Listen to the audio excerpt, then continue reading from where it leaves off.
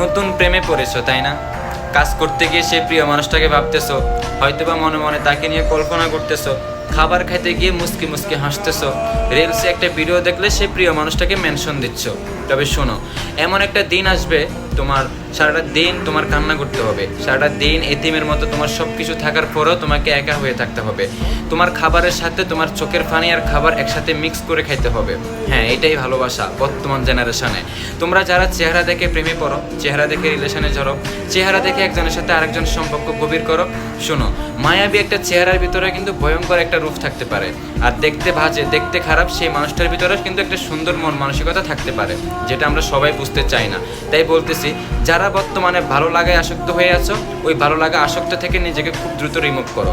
যদি পারো ভালোবাসায় আসক্ত হও, যেটার শেষ অধ্যায় কেবলমাত্র 3 কবুলের পূর্ণতা।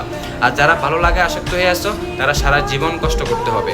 মনে রাখবা, ভালোবাসা আর ভালো লাগা দুইটার ভিতরে কিন্তু অনেকটা পার্থক্য আছে, যেটা আমরা সবাই বুঝতে চাই না।